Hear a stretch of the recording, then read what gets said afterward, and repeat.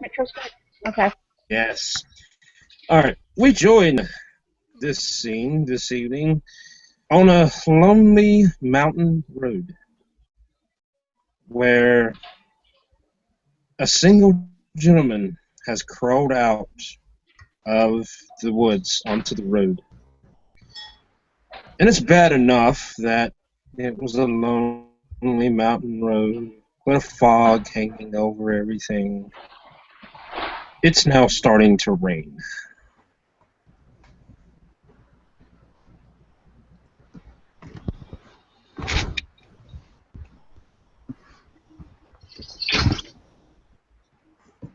That's you, Rev. The poor Reverend, gashed open and bloody, crawling probably along the shoulder so that he doesn't get completely run over, just in case anyone happens by, is muttering to himself quietly.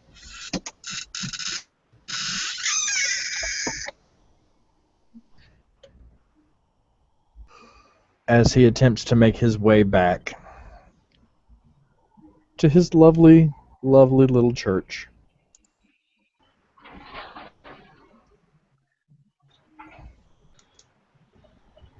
It's about this point when the high beams of a truck's headlights illuminate the Reverend on the shoulder, and Annika pulls up beside him.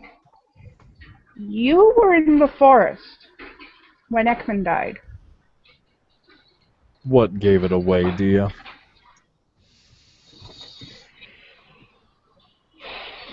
Do us a favor, would you help us out? Yep. Annika gets out of the truck and tries to help the Reverend up. Out of character, is your character still naked? Probably. Yes, he would be. Alright, so Annika grabs a trench coat from behind the seat of her truck and offers it to the Reverend. Don't know if this will fit you, but it's better than what you've got now. Thank you. Oh, look, it has pockets. If you don't mind, could you run me by, and he'll give her the address of the church. It's only about a 30-minute drive difference out of your way. I have an extra suit there that will help me to cover my embarrassment. Alright, so Annika helps the Reverend into the truck and they head to the church. On the way there, she says, I had a ticket to the Andi Amos's CD release party. I was going to give it to Dr. Ekman, but that plan's fallen through. You think you're well enough to join me? I would be honored. Thank you so much. I am sorry about what happened back there, but unfortunately, my hands were tied, figuratively speaking. Yeah. Annika kind of shakes her head. Damn wolves. They are not currently my favorite either.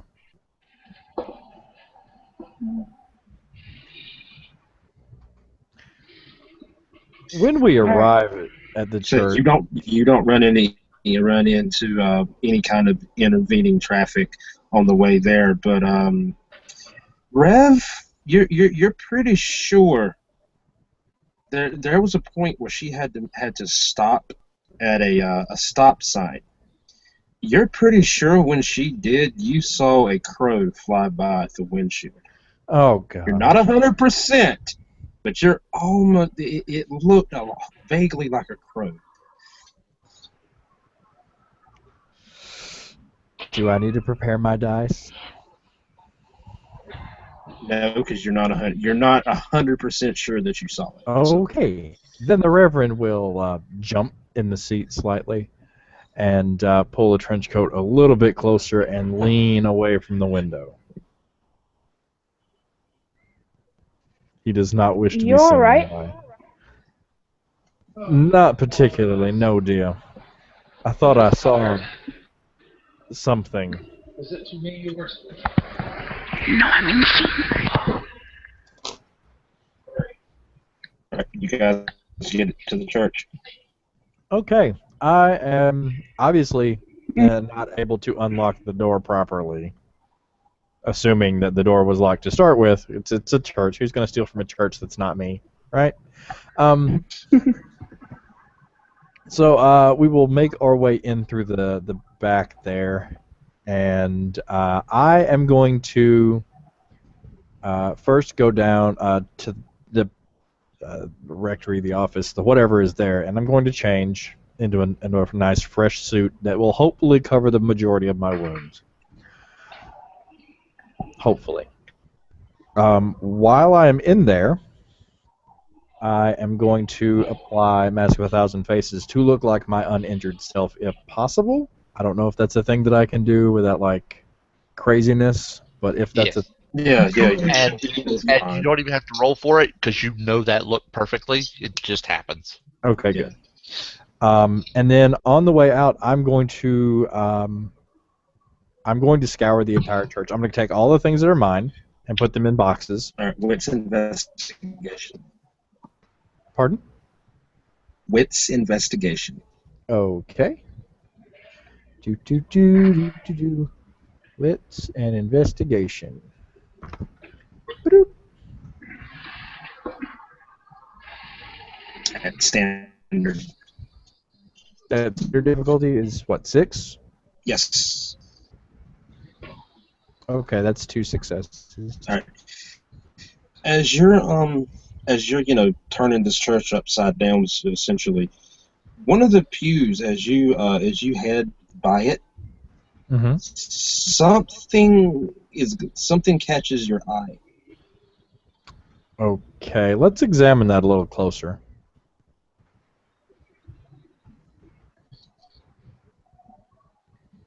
As you approach, you see the familiar color of sanguine red. Oh. Under the pew. Taped under the pew. Actually duct taped under the pew. Running the length of the pew is a series of what looks like plastic test tubes full of blood. Okay, is it one continuous strip of duct tape? No, they're all individually duct taped. Oh, crap. Do I have any duct tape? You probably do that around the church somewhere. All right, I'm going to grab me a piece of duct tape, and I'm going to duct tape the entire length of it together, and I'm going to peel it off and roll it up into one big roll, all of the vials. And I'm going to put them at the bottom of the box, hopefully while no one else is peeking at me. You're the only one in the church, minus Annika, if she went in the church. Yeah, that's what I'm saying. I don't know if she came in Yeah, or no, not. Annika's probably just waiting in the truck. Okay, good. Well, in that case, I'm just going to put them in the bottom of the box, put some stuff over it, so that it's not seen. And I'm also going to take everything that's not nailed down that I can pawn, because it's not my church anymore. I'm going to rob it blind. Mm-hmm. We're going to get out of here and let the werewolves have it. You find, as Annika, as he's coming back to your truck, you actually see that he actually ends up having to kick the front door open to get out, and he's got this cart. He's got this, this plastic like 20-gallon tub, chock full of crap, so full he can barely even maneuver the thing. And as he gets back, he's got everything from church hymnals to silver candlesticks. There's a couple of pieces of china in there. There's he even took the damn pencils. Did you say silver candlesticks? Yes. Okay. Also, how many vials of blood were there? There were in total 27. Okay, and how many candlesticks were there? 4. He asked Colonel Mustard. Okay, well, I know what we have. We're going to have use for those later. All right. I'm just going to hop in the truck, and I'm going to look all fine and neat and tidy and nice. And is there something that I can use to walk on, like a cane or a staff or something? Do I need to like rip up a railing or something? Actually, Annika's I was gonna say, probably got her actually, spare cane Annika. in the truck. Yeah, that's actually what I was about to say. Do what now? I missed that. You talked over each other. And Annika walks with a cane, Oh, so okay. she's probably got a spare in the truck you can borrow. That would be awesome. Thank you. Yeah. So Annika will hop out of the truck and put the tailgate down. Let me guess. You said you were a reverend. The wolves are making you move? Yes. It appears that I have mistakenly settled in their property. I would Nice. that someone had told me this before I moved in and got cozy, but it did not happen. Annika mutters something unfriendly about wolves under her breath in Swedish. All right, as you pop the tailgate, as he slides that tub in there, you see that he stole the church's collection plate.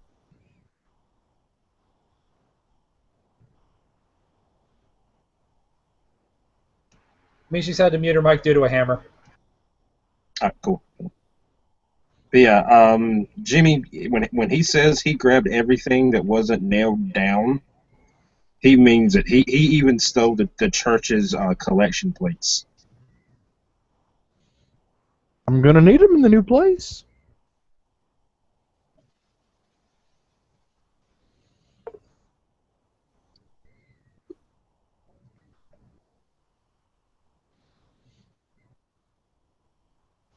Like I said, same thing. Rain is coming down. Did the collection plates have money in them? No, there was a $500 donation I received yesterday that went into into my wallet, which I did not take with me because I don't need to be. Although you did when you picked up the collection plate, there was a $5 bill laying in there. Hot dog. I will give that to Annika for gas. Annika takes it and says, "Thank you." Now, you also noticed something tonight about the church that you hadn't noticed before. The other night, when I told you that the only light out there was, the city-installed street lamp, you now notice that there were flood lamps had been installed on the sides, outside of the church, only actually installed onto the church itself. Since the last... Oh, that's not good. Okay. Either they were installed in the last, 24 hours, or they were there the whole time and you missed them. That's not good. That's really not good. We need to stop somewhere and get me some sunglasses, too. Just some cheapy sunglasses. There is a 24-hour Walmart on the way back to Charlotte. Okay, I think my business here is finished. I might come back at some point in the future and toss some Molotov in there, but right now I think I'm done. So, I will thank Annika for the detour. I do appreciate you allowing me to come by and pick up my things. I'd prefer they not stay here where the large, angry puppies can get to them. We can't have anyone defacing our sacred places. Yeah. So on the way back, they actually pull into this Walmart to try to get him a pair of sunglasses. The problem is, even vampires never get exactly what they go into Walmart to get. So not only does he leave with a pair of sunglasses, Annika, you seem fit to pick up, the Sex Pistols' Greatest Hit CD, and the Reverend here actually picked up 9 or 10 rolls of duct tape. We don't know why. He just thought duct tape. It was a great idea. It was at 9:30 at night. He thought it was a great idea to go pick up duct tape. Only if Annika can also pick up for some god-awful reason, a can of Ready Whip and 3 disposable cameras. Works for me. Ma'am, I think you may have gotten the wrong idea about this evening.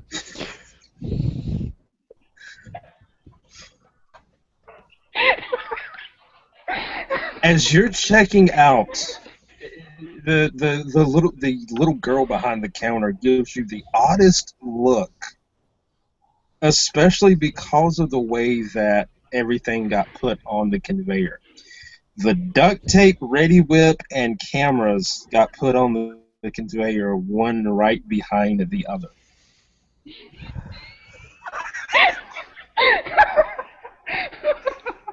Okay, now at this point, Also, for some reason, I have to interject this. All right. at this point, let me check something real quick.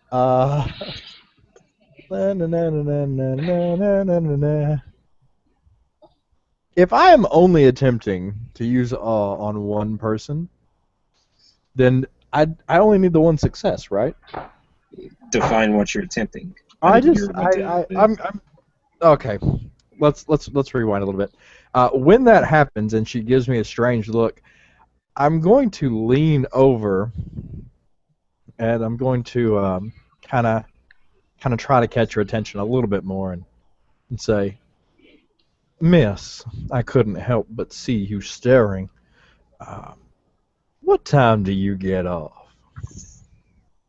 Yeah, you just need one success then. Let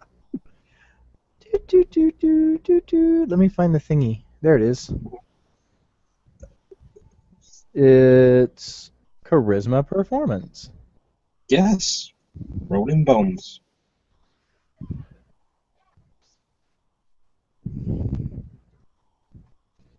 But wait, hold on.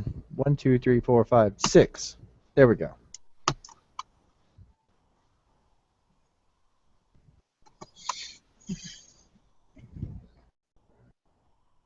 I did okay. About 20 minutes?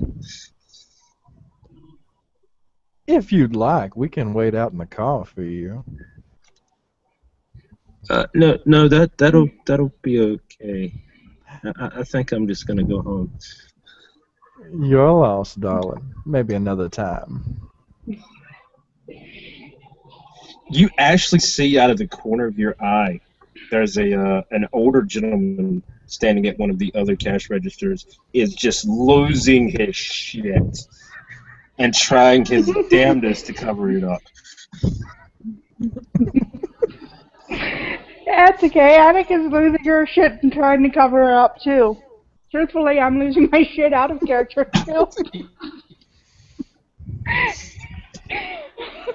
On the way out, I'll She slip her a finishes business ringing. card. Yeah, she finishes ringing. Actually, wait. Does your cards actually have that you're ordained on them? Oh yeah, definitely. And my cell phone. She my looks personal at the phone. card. She looks at the card and looks up at you, and her mouth drops.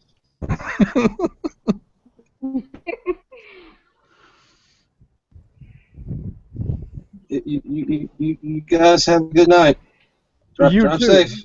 Do give me a call We sometime. will. I can assure you it would be heavenly.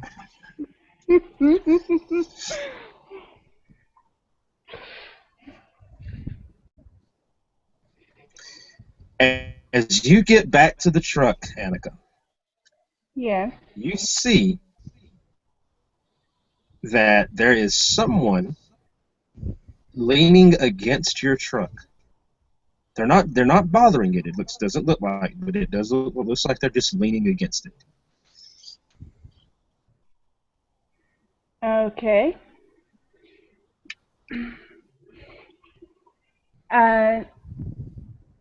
Annika just reaches into her waistband, clips the safety off of her 9mm, and continues walking forward without even blinking.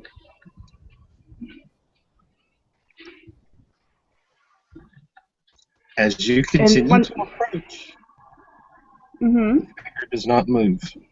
Actually, I'm sorry, I forgot to mention this. The figure does not move. It does, however, have a large Stetson on its head, Mm. and it is wearing a trench coat. If we're gonna throw down with a rhinestone cowboy while I'm still at like negative balls health levels, this I is don't so know, not are gonna be we? a good plan. Are we? Are we? Are we? Pity Ekman isn't still here. It could have been the Space Cowboy. All right. Actually, you get within a couple of feet of this guy, and you see his head comes up. He doesn't have a single tooth anywhere in his mouth.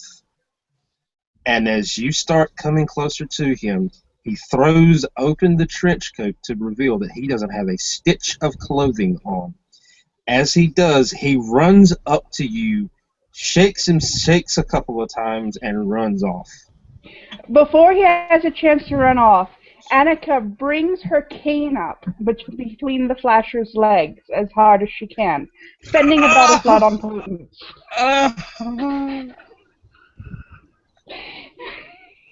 You see, he falls to the parking lot and sits late and simply rolls back and forward, holding his crotch as the rain smacks him in the face over and over and over again. Annika shakes her head and says, "Ain't nobody got any decency anymore." Before unlocking the truck and getting in. You coming, Reverend? Yes, I'm on my way. What a vulgar display. Meanwhile, over in Mecklenburg District, the front door of the Club Fillmore is it's closed at the moment, but you see there is a line stretched for all the way around the block. Hold on. The crowd. Having Charlotte. Yeah, it's the Mecklenburg District, though. Charlotte is in the Mecklenburg District.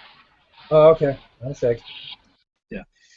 The crowd is stretched all the way around the block, and they are all dressed in a variety of different ways, but a large portion of them are dressed like they're going to a Judas Priest concert. The other half is dressed like they're going to a Cradle of Filth show. Standing in this crowd, oddly enough together, are a number of the Kindred of North Carolina. Dressed however they choose to be dressed.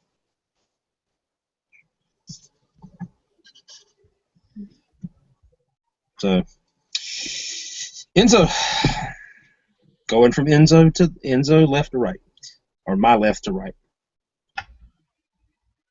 Alright, so Enzo pulls up in his 69 Pontiac GTO to like wherever the front of this place is. And he's got his suit on. Italian suit. Made from some old guy in Italy somewhere. In Sicily, probably. And he's got a pizza from Puttanesca Pizzeria. It's in the box, so it's all hot. And he just walks up right to the front of the line, I guess, wherever to like the bouncer or whoever is working the door is.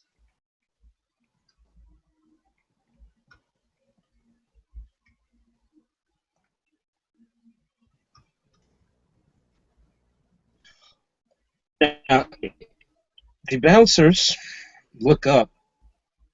They look up briefly, then they look up again. Seeing that you have the pizza, they just turn their eyebrow narrows in a confused manner as one of them speaks. Did someone deliver? No. I'm Enzo Puttanesca of Puttanesca's Pizzeria. I got a car here to donate for the charity auction. and I'm going to be catering this event free of charge. Uh-huh. You see his hand slides around to his belt buckle, where he grabs a walkie. Yeah, this is Dor. Got a question for you. Do you know anything about a puttanesca pizza that's supposed to be, catering? You hear a female voice. Those of you that have been to court recognize Andy's voice. Yeah, he's good. Let him in. Okay. Yes, ma'am. Okay. All right, thanks, He fellas. actually opens the door for you. I'll give them each like $20. Uh-huh. And Enzo will take out his cell phone or whatever and make a call to one of his goons. He'll be like, "Hey, yeah, bring around the charity car with all the pizzas in it." And then shortly thereafter, like a green 1996 Suburban will pull up full of pizzas, and it's up for the charity auction. You can see that one of the windows is missing. It just has like plastic over the window, one of the front windows. Wow. It has a little like piece of paper taped to the front too.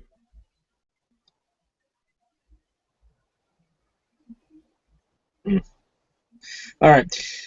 As you guys head into the actual club, you actually see the stage is not completely set up yet, apparently.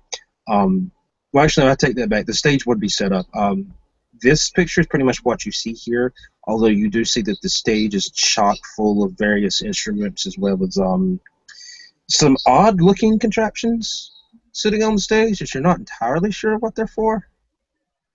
But you do see that what looks like a series of bandstands going back into the stage, like a drum set, a small curtain, another drum set behind it, so on and so forth. And you actually see 3 levels of this.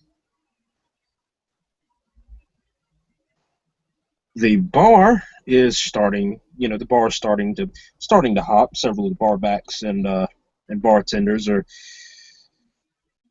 scurrying around behind the bar, mixing drinks. One you see almost falls and busts her ass until she catches herself, and you see one of the other guys turns around and actually appears to be scolding her for a minute until she shrugs and keeps on about her business.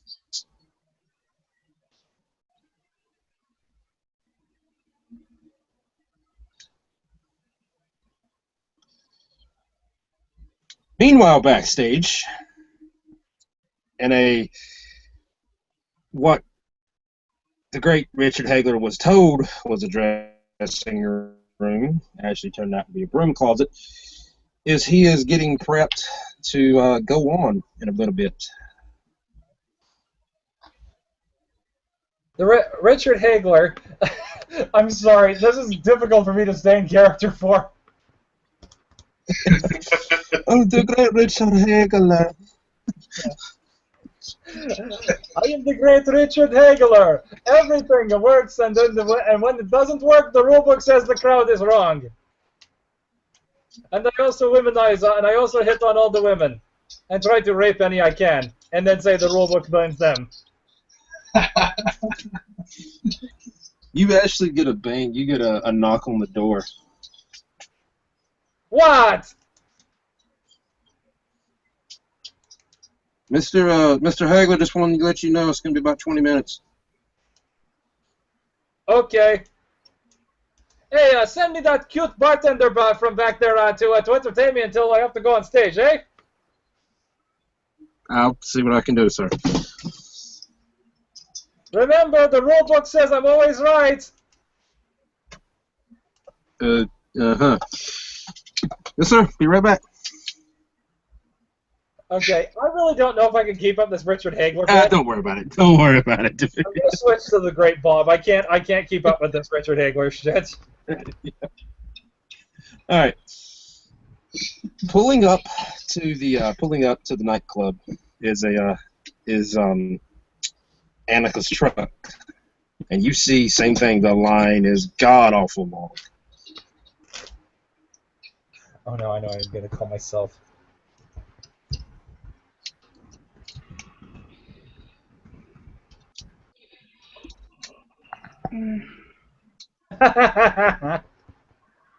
I'm assuming that I'll be able to find a parking space somewhere.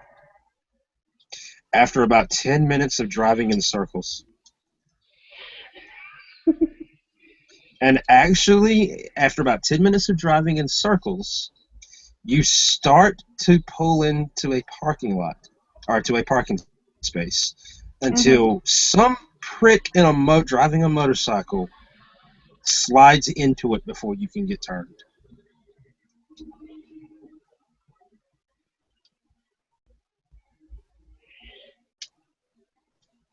Annika lets off a string of unkind words in Swedish and actually stops and rolls down the window of her truck.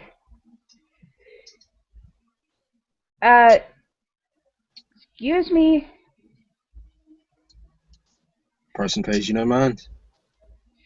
Hey, asshole, you just nearly got yourself flattened by a fucking truck. You got eyes? As he pulls his helmet off, you actually do see that he is missing an eye.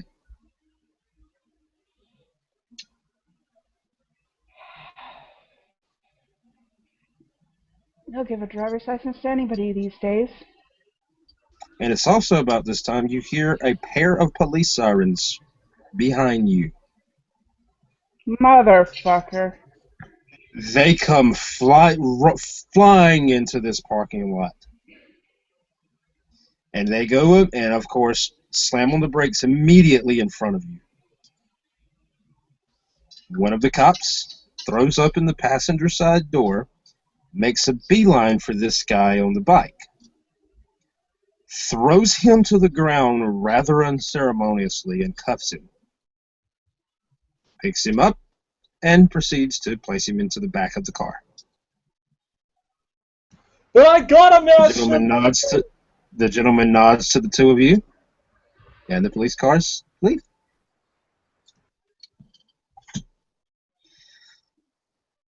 What the fuck? If you want to move his bike, we probably could park right here.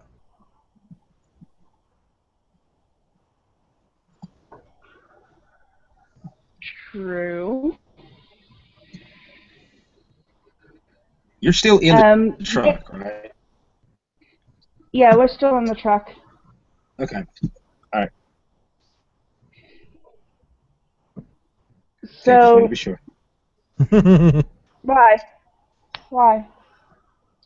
Yeah. Because so if you cut out to move his bike, there's something on the bike that you'll see. Yeah, I'm gonna get out and move.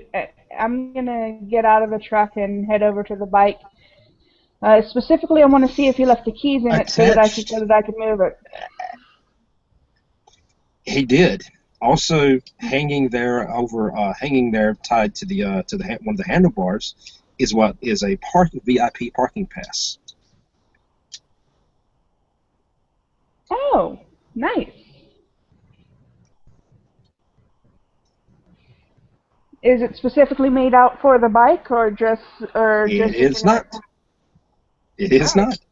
I'm gonna take that pass, and I'm also gonna ask the Reverend to help me put the bike in the back of the truck. The Reverend can't help you do a whole lot of anything right now. He's doing good to stand up. I can open the tailgate for you. That's about it. Well, you have potence, don't you, Annika? Yeah, I have potence. Yeah, pop it and throw it up there. Alright. I'm not gonna have you roll, but just burn your blood and throw it up there. Alright, toss the bike in the back of the truck. Spare ride. Alright, and get back in the truck and head to the VIP parking lot. Now, you do see there is a tag on the back of this bike that reads BEATBOY.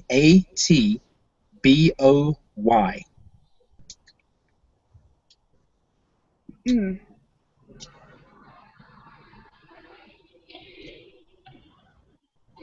I wonder what that means.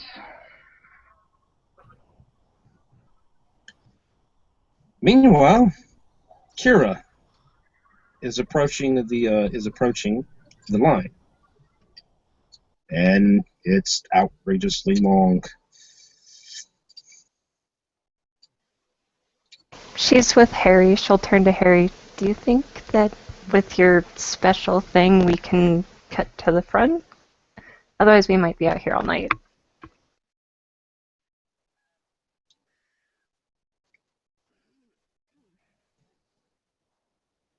You're muted, Walt.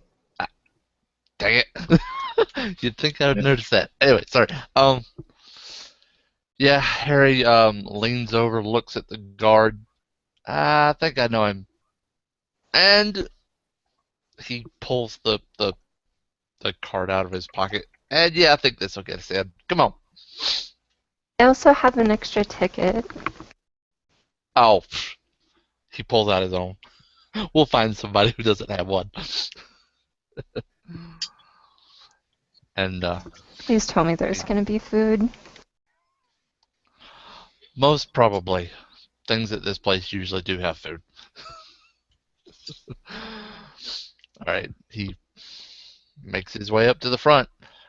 He probably sees a couple of the people he knows. He just, you know. Actually, you don't even get to speak before you see one of the bouncers reaches up and pushes the door open for you. Ah! Like, oh, thanks. Thank you, sir. He'll actually reach over, shake his hand, and it's got a favor in it. Cool. Thanks. All right. Same thing as you guys are heading in. It's about this time they actually see that they start letting letting the straights in. And though something catches your eye as you turn around to shake the bouncer's hand there, Harry. That ghoul of Ashford's is standing across the street. Looks a little confused. Oh. Okay. He thinks for a second and goes, oh. Kendra, you go ahead in. I gotta handle something. I'll be back. Okie dokie. And Kendra, as you come in, yes, there is food in the place. It's bar food, though. Mm-hmm. A million pizzas. Oh, yeah. Pizza! Oh yeah, she'll go over and just start like munching down on a bunch of pizza. Yes. It's really, really good. This really nicely dressed woman with makeup just stuffing pizza after pizza after pizza slice into her face. Careful, you might find a pubic hair in one of the pizzas. No, you won't. That's true. It was Enzo that donated them. We run a good family joint. That's not it. The magician earlier actually jacked off in one of the pizzas. Oh yeah, you went to my pizza place and you jacked off on all these pizzas before I put them in the Remember truck. who he was. Remember who it was. No, that didn't happen. That didn't happen. But yeah, she's standing going to where Alice is. Confused. Going to where Alice is.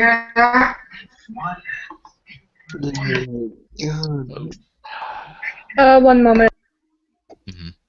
Anyway, Enzo's gonna walk up to the chick who's shoving that pizza in her face. Yeah, like that pizza, huh? God, pretty good. Sorry, breaking character, but yay, thunder. Anyway. He's okay. She's just looking lost, this giant building with... Is there music coming from inside yet, or no? Say again? What was that? Is there music coming from inside? Not that. No, there is not.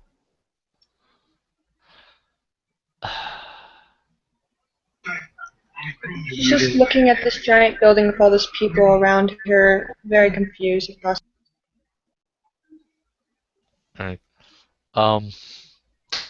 Harry will walk over and, of course, with crutches. You've probably seen him a time or two. Actually, yeah, you have seen him. You recognize him immediately when he walks up. Miss Alice, right? Actually, what am I thinking? Yeah, Alice, great. I know why you're looking confused. Hey, what? Hang on. He'll pull out his phone. They didn't take that from the guy she's looking for. No, they did not. Pulls out his phone and calls Ashford.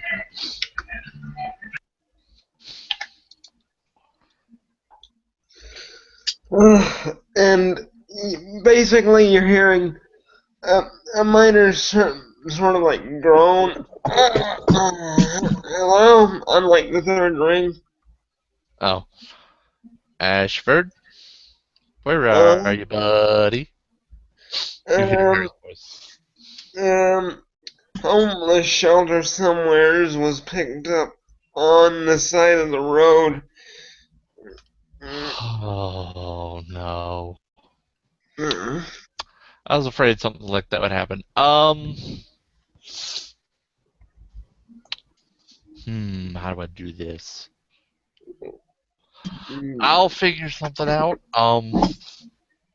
Did you want to go to, Andy's party? Yes, I might be a little worse for wear, but it's still good form to make an appearance. Alright. I'll see what I can do. Out of character, Ashford would have left 2 tickets over at his place, and he'd probably tell you that. Oh. Okay, he would say that? Okay. Don't worry about it. We'll pick him up if we need to. But actually, tell you what. Give me 5-10 minutes. And I'll see who's here and see if we can work something out. Okay? All right. I'll call you back. Keep your phone on you. Yeah. And he'll hang up and walk. And actually, Alice heard all of this, at least on Harry's side. She's a bit happy, but All right, Alice. I just talked to Ashford. We're gonna get him here. I know where he is. We'll have a pretty good idea. I think it's yeah, it's gotta be that one. Yeah. Okay. All right. But yeah, just let's go in, and I'll figure something out. We'll get him here. So don't worry about it. So come on. she follows Harry into the massive building. Okay.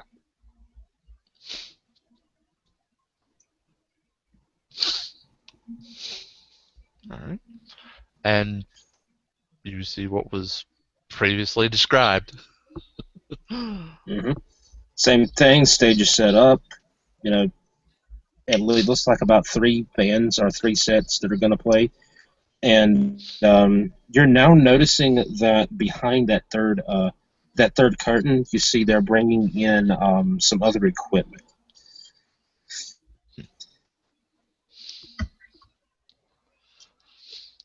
Huh. All right. Okay. Harry will step in, look around, and he's looking for actually one of 2 people. You tell me if they're already there. Actually, one of them probably wouldn't be, but the other might. Everyone who was going is already there. Okay, everybody who's going is already there. All right. Okay. Harry will look around and he'll see, and anybody else who wants to notice this, you will see a 50-something black lady standing off in a corner, just leaning against the wall, watching things go on, and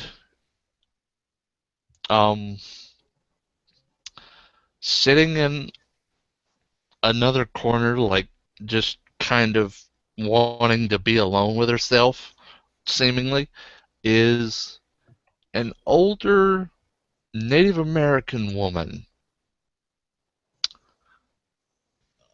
in the nicest Native American dress she could manage. And it actually looks really nice. But it is obviously Native American origin. Harry will look around and he'll see the two. Those who were at the you'll probably have to roll perception to notice her. But Harry was actively looking for her. You will notice Lights is sitting in the corner. Just kind of crossing her arms, trying to be as inconspicuous as possible. What's the roll for that? Perception alertness. I don't even get a roll. Never mind. And other people will recognize Miss Taniqua if you've seen. Actually, I don't know how many people have seen her. The only one who would know who she is in the room. Okay, yeah. Okay, All right. so I got 2 successes to notice Lights. Okay.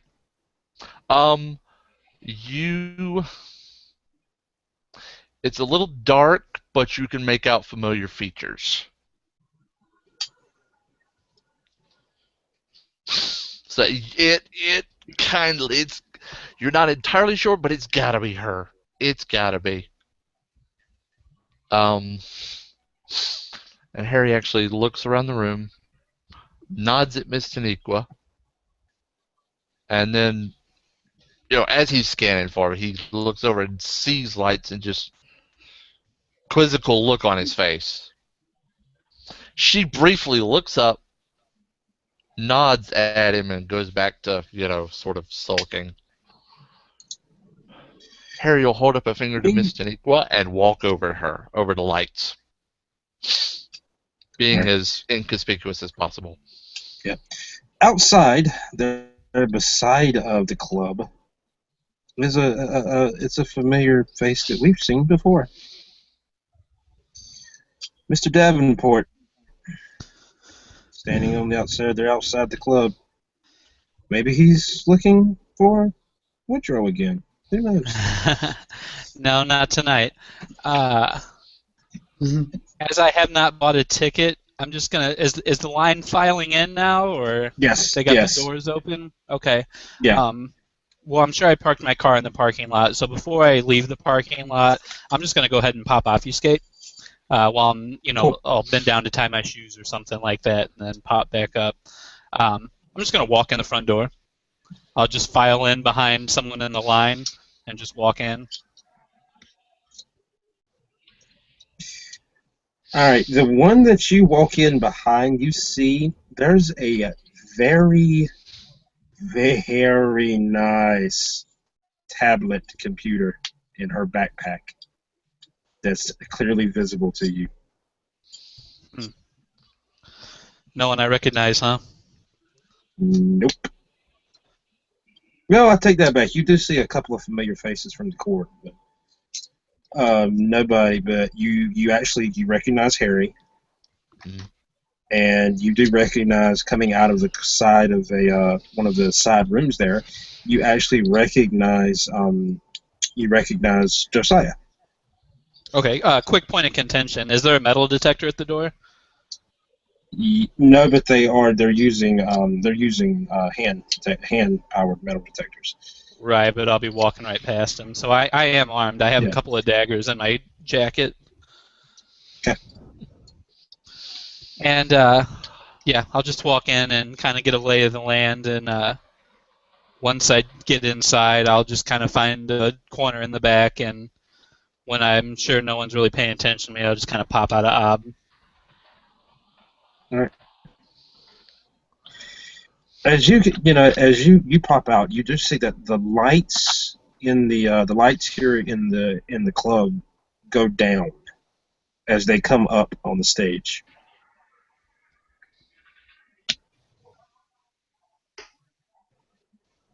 Yeah, I'm just gonna hang back and watch the show. All right, Mr. Prentice. Right, sorry, I got sidetracked. Yeah. Hello, everybody. The lights come up on the stage. Yep. Hello, everybody. I am the great Jihad Durka Durka. Just kidding. I'm the great Bob.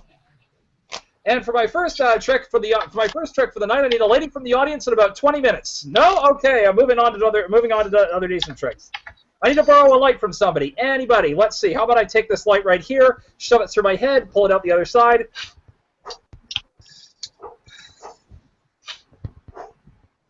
And he steals one from the crowd, eats it, and proceeds to make it disappear. Now, for my next trick, I needed a volunteer from the audience. Somebody, anybody. Come on, let's not be shy. Harry, you feel yourself get pushed to the front. Probably by lights. Yeah. Yep. He looks back like, I'm going to get you for this later. She is literally standing there twirling her thumb. Yep. The magician basically says, okay, I'm just going to give these guys a quick shuffle. I need you to do me a favor. Tell me where to stop anywhere you see fit. There. Okay, I predict the card you stopped at is the 8 of diamonds. Did I get it? Ding. And just so you know, they're not all the 8 of diamonds. Yeah. Sorry, not Ekman. Sorry. The magician proceeds to take a card, shows it at the top. I hope this can be seen on camera. Yeah, 4 spades. Uh-huh. Puts it right back in the middle of the deck. Snap, lo and behold, it comes back up to the top. Nice. Puts the card deck aside and pulls out a pen and pencil. Now, for this next trick, I need someone to name a number. Any number for me, please.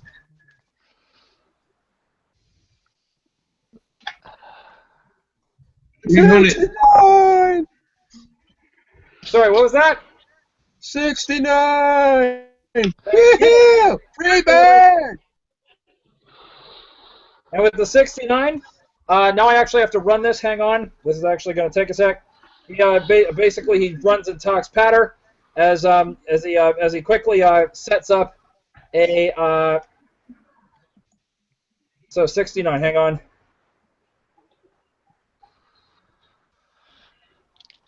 Get on the pen. Now, would somebody please open a calculator for me? I believe you'll discover that this all adds up to 69 perfectly. And I don't know if everyone can see that, but that's a magic square. Yeah. Yep. And basically, for after that, and then basically the magician proceeds to go and pulls a coin out. Everyone make a Rorschach check. Flash paper. Yep. Yeah, everyone make a Rorschach check to make sure you didn't frenzy. All right, hang on. Everybody has to do this. What's diff? So that's a. It would be standard.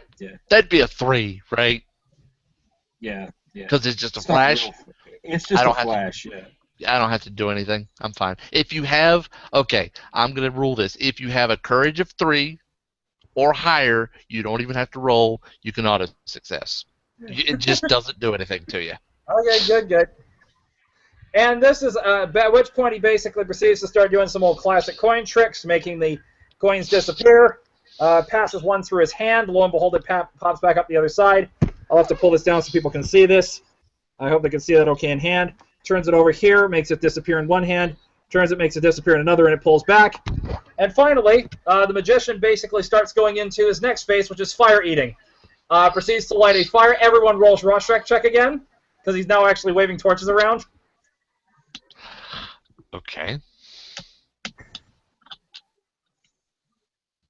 This is 5. I'm good. Because it's a torch. I'm sorry. So, I'm just kidding. Hang on. Did everyone else pass? People are Oh, still yeah. rolling. All right. Oh yeah. I think everybody's good. Sorry, you were saying? I probably didn't, but I can't really do any damage because I can't move. So You're freaking out internally. I kind of have no other option because like I have -5 to my dice pool right now. Actually, you see one. You guys see the one that you know to be, the Reverend here. Those of you that have met him, you see he actually stands grabbing that cane and begins to shuffle towards the bathroom. But you can see a look of utter determination in his face. And finally, for my last trick, the one you've all been waiting for, the classic bullet catch, at which point the guy pulls out a 9mm and cocks it.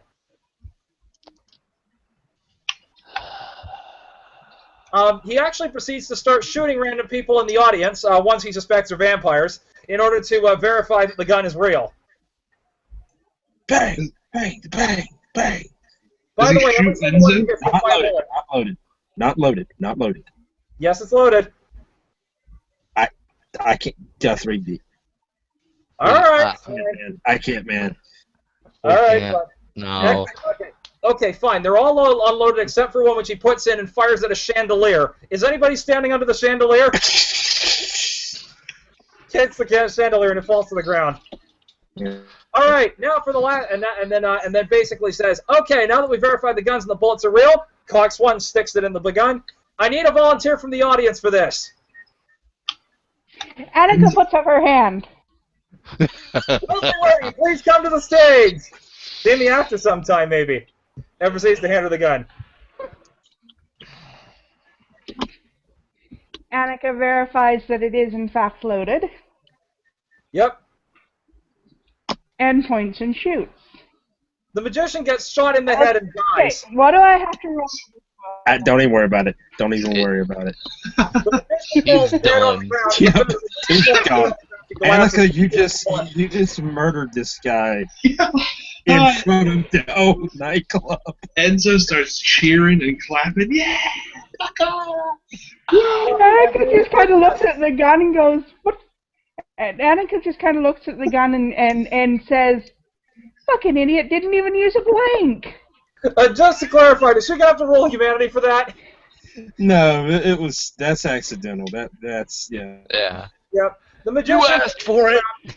Yeah, the magician falls to the ground. A giant pool of blood starts spilling off the stage, etc. Several of the stage hands that are standing off stage kind of look at each other, sort of circumspect, until you see each begins trying to push the other one onto the stage. Unfortunately, until that's they not finally the end of it, bug and come up on stage to get the body. Unfortunately, that's not quite the end of it, though. Some random pervert runs up to the front of the stage and starts jacking off into the pool of blood. Actually, that one we can do. Hey, Annika, that guy that you saw back at Walmart. What the fuck is going on? Yeah. That guy that you saw back at Walmart. Okay, so the guy that runs across the stage. The guy that got the cane to the crotch back at Walmart is checking up on stage. Yes. Annika puts another bullet in the gun and shoots his nuts. He's in the middle of jacking off while this is happening. Yeah. And ladies and gentlemen, He actually rolls. He rolls off the front of the stage, bang. And this, ladies and gentlemen, is how you do World of Darkness. All other World of Darkness games are Sesame Street by night. Yeah. Just all right. Ow.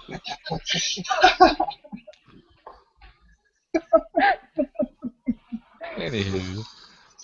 You see over in the corner, there's one guy who has absolutely lost his shit. He is freaking out. The guy's in a suit, so. How close is this guy? And The one that fell off the stage, or The one that's freaking out. he's at the bar. The Okay. bar is like literally you literally can you can swing and hit the bartender. All right. So this guy's losing his crap, and You can actually hear what he's saying over the coming over the crowd. I swear to God, man, I can't get good. Every time I get the good act in here, somebody fucking dies.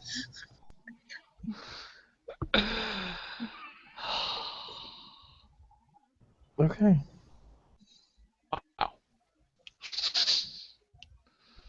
He shakes his head, and you see he takes his exit, slamming a side door behind him. Okay, at this, when he says the good act, Harry picks up his head, looks at Taniqua, and they exchange a look. And she just shakes her head. I don't know if anybody's paying attention, but anyway, but yeah, you're just like Yep. You actually hear a PA come on. Well, ladies and gentlemen, so thank you for this. Was the great, what was his name? The great Bob, ladies and gentlemen, the great Bob. We get a round of applause for what was apparently his retirement show. Ladies and gentlemen, it's coming on in about 5 minutes. 5 minutes, ladies and gentlemen, is going to be our opening act. Ladies and gentlemen, Iron Candy making a surprise performance this evening. random. You're definitely going to want to stay. You're going to want to stay around for this one. In the meantime, do come over to the bar. Very special drink specials tonight. Vodka on the rocks, only $2. Only $2, ladies and gentlemen. Our normal $6.60 a shot. Also, on tap tonight, we have Johnny working the bar this evening, ladies and gentlemen. Johnny, if you could raise your hand. You see, actually, the guy behind the bar actually waves his hand and waves like an idiot. So come on over, pay us a visit. We'll get you taken care of. In the meantime, like I said, about 5-10 minutes. We'll be right back with you. Hey, did the great Bob become a ghost? I don't know. I don't know. Why don't you go make Eddie? some? Yes, he is, and the ghost is currently trying to grope Annika. Yep. Annika, Wow. you do feel some kind of presence there behind you. Do I feel what it's trying to do to me? Yeah. Annika gets the hell out of there to try to go find Enzo and let him know that the magician's perverted ghost is fucking with people. Because I can't destroy this one. Okay, I gotta do this because Kira's trying to get a word in. Harry looks over at Kindred, not far away, and see that she's freaking out just a little bit. He turns the lights, holds up a finger, gets up, and walks over to her. Walks over to Kendra, puts a hand on her shoulder. You okay? I didn't realize that we were going to be executing people tonight. That was not on purpose. He was an idiot, but it's terrible. We'll do proper rights for him later. I'll make sure I go find him. Okay? It was not on purpose. Hey, tell you what, I'd like you to meet somebody. Come here. He sticks out his arm to see if she'll grab onto it. Oh yeah, she'll probably cling on to that because someone just got wrecked Yeah. and there was fire. And She's freaking out. Yeah, okay. It's like, it's alright. It's alright. Come on. He'll actually walk over to the black lady that she recognizes. It's like, Hi, Taniqua. Hi, baby. And hello, Miss Kendra. How are we tonight? I was okay when I first got here. Yeah, about that. We'll fix that. Don't worry. We'll make sure that gets cleaned up. Sorry you had to see that. Some people are just stupid. I swear. Anyway, um, glad you could make it. And she turns to Harry, and thank you for bringing her. Yes, ma'am. Mm-hmm. Um, tell you what, Kendra. I gotta go talk to somebody. Why don't you sit here, okay? And and Miss Unequal will actually, extend a hand to you, like inviting you to join her, and she will actually step over and show a chair if you'd like to sit in it. Yeah, she probably will. She'll sit down and try to get calm because she still wants to stay to the after show because she wants to meet Andi Amos. Okay, yeah. When she does, Miss Unequal will actually stand a little bit behind her and put a hand on her shoulder, and she starts to feel a little bit calmer. No real idea why, it's just she feels safe. But anyway, and then Harry will head over to Lights again, and they'll have quiet conversation. So if anybody else wants to go, go ahead. Again, Alice is just randomly following Harry around for no reason. Actually,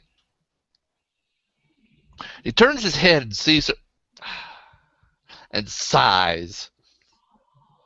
Hang on. And he walks back over to Zaniqua and holds up a finger. And she says, I know, baby. I know what you're thinking. I'll be right back. And Kendra, she actually takes her hand off of you. You still feel calm. And she walks in the back. And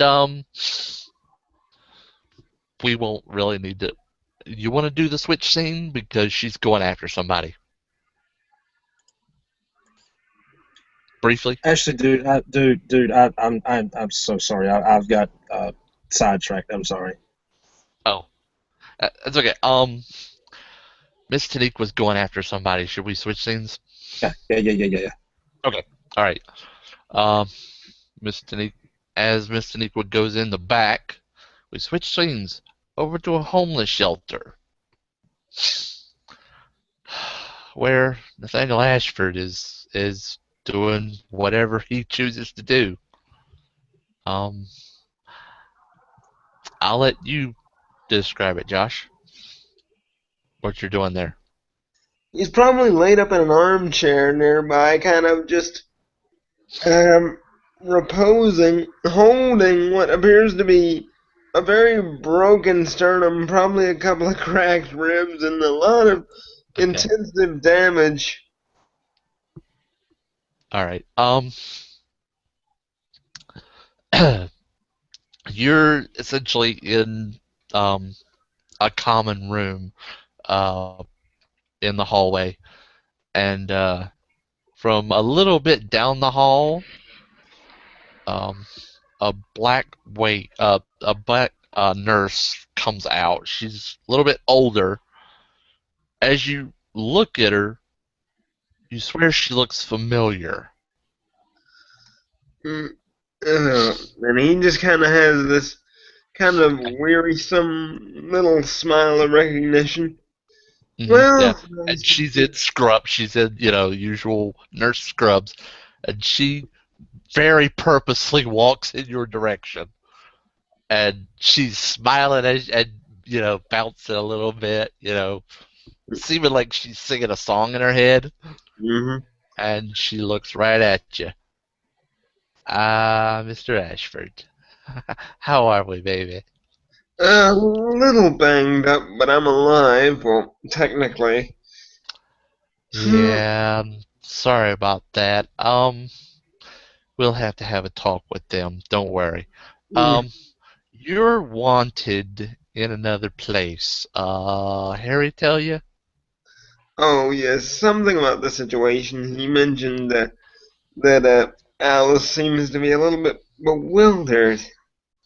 Yeah. I can get you there. Come on. We'll hop in my car. He kind of, at the air quotes, gives a little bit of a nod and just kind of hobbles off the chair and kind of winces, just kind of walking along. All right. Should I do? You know what? I'm gonna be nice and do this. She actually, she kind of switches roles on you a little bit and puts out her elbow Hmm. to you. And he accepts it. He just kind of loops his arm through hers and just kind of laughs. All right. Like, there we go, baby. Come on. And she will actually walk back in that same door, and where you come out is looks like a changing room. Hmm. Like where if a theater act was happening, it'd be where they would change. And she says, there we go. Now, let's get you fixed up. Sit down. He obligingly sits a little bit confused as to how he got from one place to another, but then he just thinks rabbit hole and, plops down. Yeah. She'll actually squat down in front of him and look him in the eyes. Now close your eyes, baby. Alright. He definitely does that. He doesn't know what's going to be done, but he knows something is, so. She starts chanting in that familiar language, and yet not familiar. Mm-hmm. And you feel warm all over. And all your parts start to fit back together. So bones are snapping together and ribs are kind of reconnecting and weirdness. Doesn't hurt a bit. It might be a little discomforting, with what that it's like. Yeah. Mm-hmm. And the weird feeling, but she's fixing you up. And after about 5 minutes, you feel a lot better. Mm-hmm. And she looks you over, takes off any of the bandages that were still on, and points you to and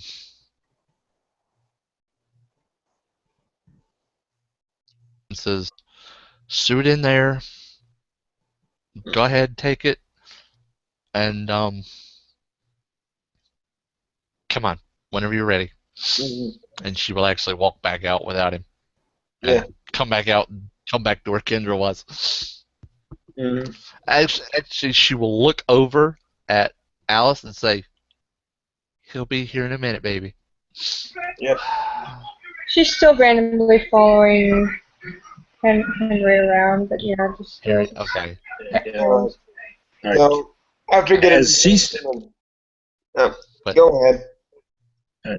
all right, as she steps back out onto into the main club, the last finishing touches of the next band's equipment is being put into place.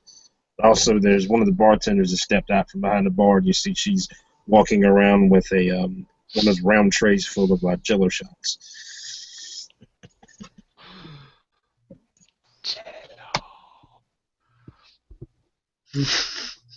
On the side note, she also slightly glares at Enzo for earlier. Alright. After about 5 or 10 minutes, he comes out fully dressed, kind of lopes over to her, a bit confused. Why'd you come here alone? There's going to be family here. We didn't want you to get chowed on or start a dispute or any sort of thing. It was an accident and I couldn't find you. She then leaps onto Ashford. And the club is pretty much sure that, she's trying to get on his dick. Alright. So at this moment, he just kind of thanks the gods that he's a little bit patched up. Not here, not the right time to be hopping all over me. And he kind of draws her off of him, kind of this sort of smiles. You would not believe the day I've had. She just looks at them. She's still extremely happy, not paying attention to what she's saying. Still hops on them again, and this time pins him to the ground. Actually, the club goers just move out of the way. and he's just trying to hustle her over to like a closet or some sort of private booth somewhere. Just like yank. And I'm gonna roll strength to try and actually get the poor girl off of the man after we get the lower third pulled up here. Enzo will throw a handful of singles at them. If anybody's paying attention, you see Miss Taniqua when she does the first jump, does this, and then when the second jump happens, she just face palms and just turns away. Also, coming the stage. Also, like I said, the lights had came up after this poor, unfortunate accident of the magician.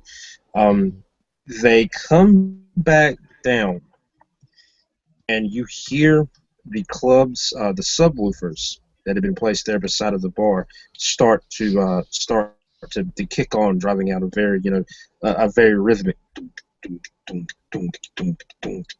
as they're there's mics being a couple of mics being plugged in on the stage, and you see that a series of spotlights come on behind the stage and begin to circle around the building.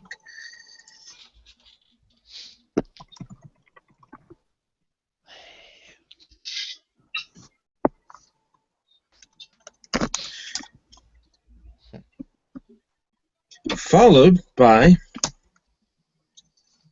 a chant rising up from the crowd. Candy, candy, candy, candy. Again, random person in the crowd. Woo! Yeah, candy here.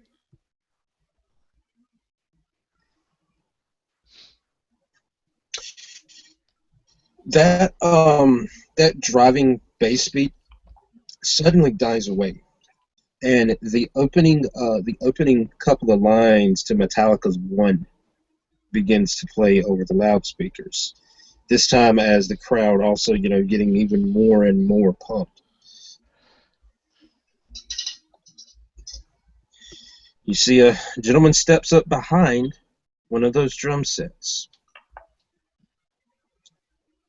Basically, the first one there, the first one on the stack there. And you see he does a couple of rolls. Same thing that Metallica's "One" still playing while he's doing all this. A couple of seconds pass, and you see their bass player steps out. Same thing. He starts to get into a groove too, and their keyboardist, a rather attractive lady. She wearing a series of fishnet stockings under a short mini skirt, a tank top. Her left arm is covered in a sleeve, the other one clear. And you see she has her hair tied back in a ponytail. And you see they kick in to they actually kick into a song, though no one has appeared on the microphone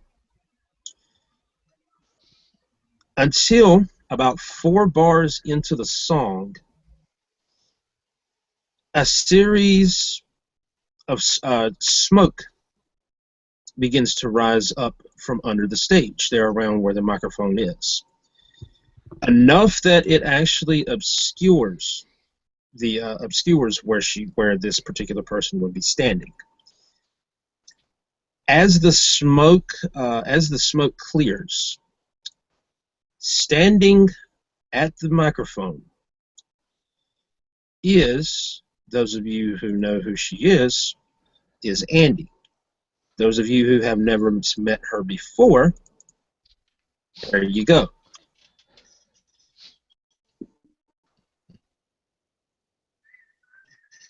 This is quite possibly one of the coolest voices you've heard in a long, long time. She sounds very close, but she's Emily Autumn with what sounds like a vocal range of Tarja Tyranid. She finishes up that song about 5 minutes later. As the crowd has just whipped into a frenzy. They've gone nuts. A pit has opened up. It's like actually multiple pits have opened up, to the point that actually that same waitress that had that tray of Jello shots, she actually picks up the pace and starts to run back to the bar to get out of the pit. Hey, Will. Yeah. I rolled 2 successes on all roll. Does this chick notice me? Actually, she did. She continues to play, but she did lock eyes with you. Nice. And you know this was actually legit. This wasn't her just, stage presence. All right. After party confirmed. Yep. All right, they play. Now, if you want to do anything during the set while they're playing, just let me know. But her band, she actually introduces her band as Ira Candy. And she goes through and introduces all of the band members and everything. And she introduces herself as Andi. And, she mentions that the new EP has come out and that there's, the merch table. Obviously, she starts plugging her own merchandise as well as, some of the Daft Punk merchandise. And like I said, she ends up playing about a 60-minute set. And as they come down off stage, the announcer comes on again. Ira Candy, we knew they were going to put on an awesome show. Local favorites, Ira Candy. Like I said, Miss Amos. Actually from here in North Carolina, right up the road, a couple hours there in Durham. I said, brand new EP, Concrete Jungle, out on Megaforce. We got plenty of them over here on the merch table. Just if you'll stay, hang out after the show, right after the Daft Punk's set finishes. Miss Amos and the band are gonna hang around, sign some autographs, talk to some fans, have a couple drinks. Don't go anywhere, ladies and gentlemen. Daft Punk is coming up in about 20 minutes. Same thing, bar is still open. Danny right behind the bar now. That same guy waves his hand outrageously like an idiot. Same thing, same drink specials, ladies and gentlemen. Also, there is the owner of a red F-150 license plate 996 Alpha Bravo Alpha Tango. If you could, please come outside. Your car is being towed. Again, the owner of a red F-150. Your truck is being towed. And the PA goes dead.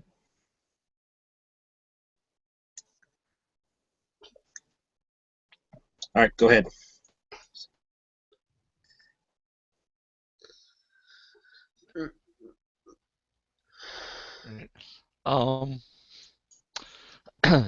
Okay, they're winding down and waiting for the next thing to come up, right?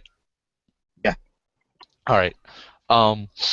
As they wind down, the lady that was sitting in the back, crossing her arms, trying to look inconspicuous, actually stands up and walks with a purpose up to where the older black lady was standing, with Kendra and whoever else might be around in the area. Harry, of course. Yeah. And she walks right up to Taniqua. And she says, well, Taniqua? Like, yes, Lights? I've got something for you. Like, is it what I'm thinking? Yes, it is. She actually has, for anybody who saw her walk by, you instantly recognize her. If you saw her before, you know who she is. This is Lights the Darkened Path. And she's still got that same Native American pouch on her shoulder. She reaches in and pulls out a wooden whistle. Those who were at that scene recognize that whistle. And she hands it to Taniqua. Miss Taniqua looks at it and nods. And then Lights holds up a finger, puts her hand back in, and pulls out something wrapped in a cloth.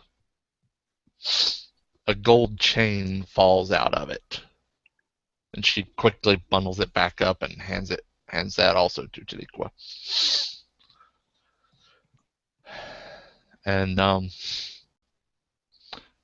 Miss Taniqua will make sure the symbol will put the chain around her neck, make sure that the symbol is in her top, and then pull the cloth out and put it away. And she did this with her right hand, and she still had the whistle in her other hand. She looks at the whistle.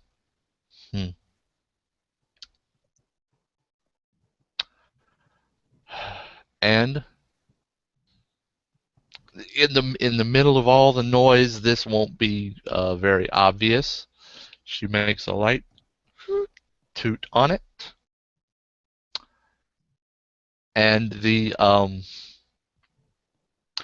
those who were actually, let's see, no, I don't think anybody heard it, but those around will see that Harry looks like he's sort of curious about what's going on, and Lights is like in his way from being able to see it. When the whistle is blown, he stares through Lights to Miss Taniqua. And she looks over and just nods. Okay. Anybody who can see ghosts, mediums or Giovanni? Hey, I'm both. Or whoever. You see the ghostly visage, the ghostly apparition of Dr. Cal Ekman standing right beside Miss Taniqua. I'll go up to it. Guthrie, you're on. Ekman shakes his head. Hey, Doc, tough luck, huh? It had to be done. Yeah, right on. So it worked or whatever? The wolves are safe. The wolves and the vampires are safe, aren't they? Oh, well, you're a good egg. What are you still doing here? I have some final details, some philosophy to try to impart to Josiah, and Biltmore, some of my final ideas that needed to pass on, but it's not important. Hey, it's the least I can do. What do you need? Well, truth be told, I would actually prefer if I could just get my. If it were truly up to me, I'd want to have this whistle that I'm tied to left in the Church of Bethel for a while, and then sent through the wormhole in 500 years' time, so this way I could actually see that planet with my own eyes, or what's left of my own eyes. You see that when you ask that request, Miss Taniqua takes the whistle, passes it in front of your eyes, and she's also got a purse, and she opens the purse and drops it in. Well, looks like it's already been taken care of there, Doc. Yeah, well, if anybody wants to come visit me at the church, I may still be around one day, but I got some healing to do. Gotta try to get to this new state. Maybe I'll come see him. I got a couple of questions. You never know. All right, well, take it easy, Doc. I'd offer you some pizza, but I mean, you know. I know. Dr. Ekman says you too, and say hi to the rest of the kindred for me. Make sure they don't fall off the path, huh? Oh yeah, sure. I'll talk to your region for you. Thanks. And with that, Ekman vanishes. Wait, no. Harry, still staring through lights, actually taps her on the shoulder and she steps over. You see he closes his eyes and opens them again. Eyes are slightly different. And he's looking right at Ekman. Hey, Cal. Actually, the voice is different. Yep. It sounds slightly motherly. Yeah. But it still sounds a little bit like Harry. Hey, Cal. Hey, Harry. Well, it's both of us. Sorry what happened. Hey, it had to happen. I knew I wasn't getting out of there alive one way or another. It didn't have to happen. But he, and you see he actually looks saw fit to let you come back. I think he might let you stay a while. If you'd like. Sure. Yeah, I was saying I need some time to think first. If I could stay at the Church of Bethel for a while, maybe we'll see where things go from there. Sure. Go to the church. Take a breather. I'm sure Miss Taniqua and Eric and all the rest will take good care of you. But take all the time you need. When you're ready, just come on. You may want to have Miss Taniqua give that to somebody else so that you can stay around outside the church. But yeah. If I want to come outside the church, I'll have anybody coming to visit me bring the thing with me. Bring the thing with them. Okay. For now, I need to stay at the church for a while. All right. I've got a lot of healing to do and a lot of sins to make up for. Pardon me, I couldn't help but overhear you, sir, discussing a church. Which church exactly are you talking about? Yeah, he's come up from out of nowhere, guys. He just kind of like creepy, just came up from out of nowhere. Like, hi!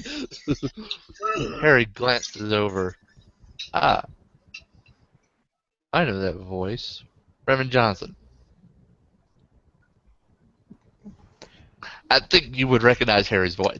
Oh, no, that's why I came over here.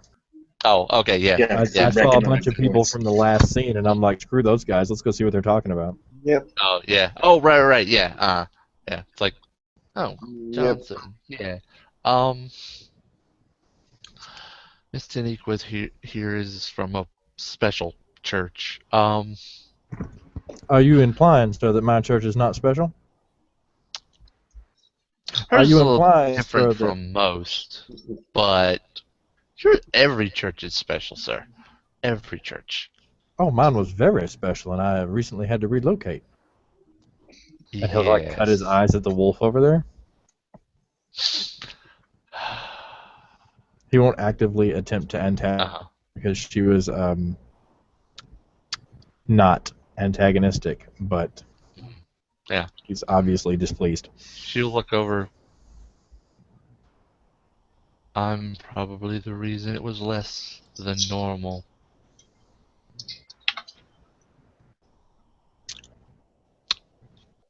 So how are we doing this evening? Is everyone having a fun night? Enjoying the festivities? Yeah. Ekman says to Reverend Jimmy Johnson, well, considering the fact that I died to save your ass, I'm not. Can't hear him. He can't hear you. That, but I'm still saying can't hear you. But yeah. All right, go ahead. Yep. Say again. Ekman says to him, even though he can't hear, well, considering the fact that I just died to save your ass, I'm not having such a good night. I hope you're having one better. Harry will make it nicer and convey the message. Am I missing something, sir? And I'll start to, like, the Reverend looks around a little bit. Ekman says, "Yeah, I'm standing right in front of you, you fucking dolt." Harry will turn to him. Ekman, calm down.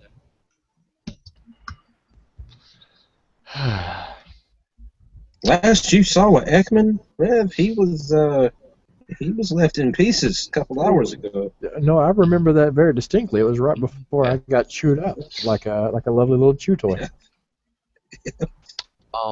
Rev,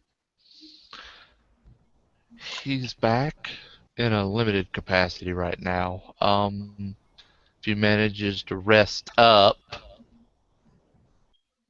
he may come back and be around for a little while. Not in the capacity he was before, but... Very interesting. You know, there are some that would call that abominable. Then again, I don't suppose I'm one that can talk.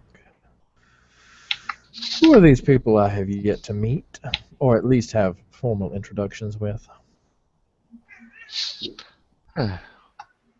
Let's see.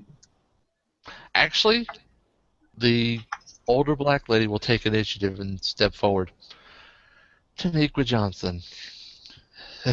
Nice to meet you, cousin. Does she extend her hand first? Yes, she extends her hand. Okay. Okay, then he will shake her hand. Okay. It's a pleasure to make your acquaintance, ma'am. Likewise. And you can call me Miss Johnson, Miss Taniqua. Either's fine, baby. And it's nice to meet you. I certainly hope so. I do try to make it such. Who else is standing here that I have yet to meet? I noticed in the chat that Kindred is standing there. Yeah. I can't read all of the lovely things in that lower third. I see enchanting voice, friendly face, and harmless. Yeah, I was gonna say, generally when Harry's around, you'll see what almost looks like a child because Kindred's really short. She's about 4'10", 4'11", and maybe 100 pounds, so she's really little. And she's just kind of standing sort of to the side, but also behind Harry. I will kind of peek around him in that case, and the Reverend will say, "Hello there. I am the Reverend Jimmy J. Johnson. That's Johnson with a J. How are you this evening?" I'm doing okay, Mr. Johnson. My name's Kindred. She'll extend a hand. Oh, and then he'll reach out to shake hers very lightly.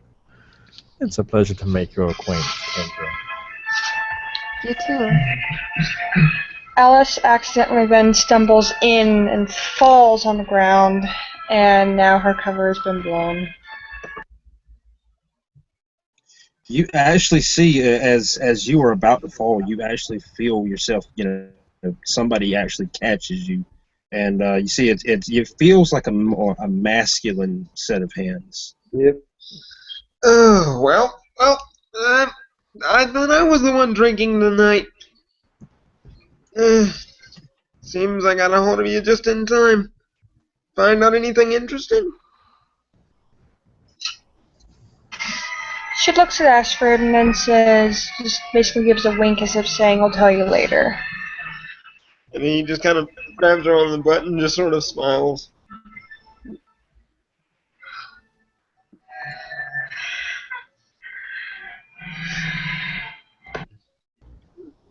It's a pleasure to... Are you two standing nearby where I can see you? Yep. He probably pretty much We are now. around there as she was about to fall on her ass. It's a pleasure to see you again, my dear. She nods. Pleasure to you too, Reverend. All right, just so you know, you guys are actually, at this point pushed right up against the stage because, you kind of got pushed up against the stage. Yeah, I'm going to try to maneuver my way back somewhere else. There are, my sunglasses are not high enough quality to be that close to the stage. Yep. And considering he just barely survived our heroin on, I can understand and empathize with his situation. And You are Harry looking doesn't rather. like to be in crowds either, so You are or looking with his rather. crutches and everything. You're looking Alice rather is well trying to fit get this evening, away. sir. Alice is trying to get away, but she basically is not fighting it and she accidentally makes a beeline to the front of the stage. Alright. And Nathaniel just kind of smiles. Thank you for noticing, Reverend. I tend to be rather resilient. Yeah. That's very interesting. It must take much practice. You should share your secret with me sometime. What is it? Protein shakes? Oh, yes, something like that. He just gives him a bit of a wink and a broad grin. Well, I'm going to make my way to the bar. It's a little noisy up here, but should any of you wish to join me for polite, casual conversation, just walk this way. And he hobbles Igor fashion off, like Certainly. Mel Brooks style. That's exactly what I'll be doing too, without so much of the hobbling. But yeah, considering modern music would probably blow out my Victorian eardrums, I'm just sort of, grinning and being social. At that moment, Alice is basically just jumping up and down, getting further away from Ashford, trying to get back. Yikes. So, well, is there a roll I need to make fighting through the crowd to just kind of help the stranded fish here? Dex Athletics. Alright, let's see how that goes then.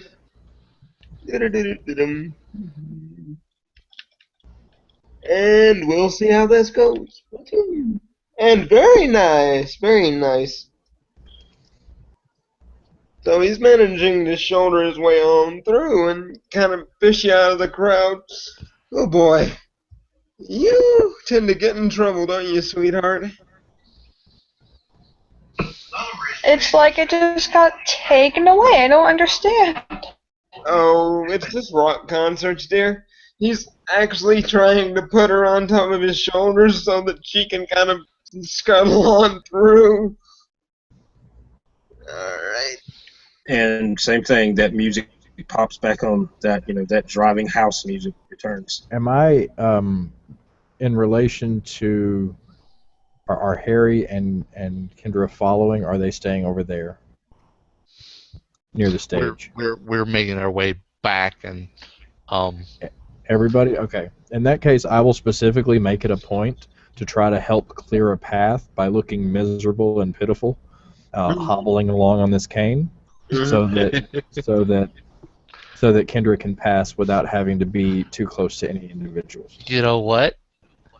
Harry gets on the other side of her, and he's got crutches. There we go. He just And we'll just make a nice wide path for her.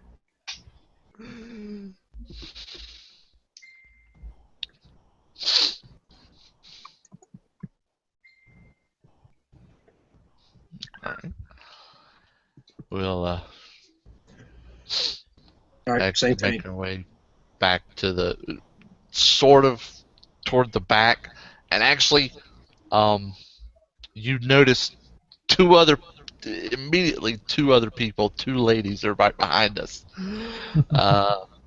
The older black lady and the older Native American lady, just side by side, following us. Harry looks back over his shoulder, just grins and nods at him. Harry will actually sort of lead the group back to a rear table.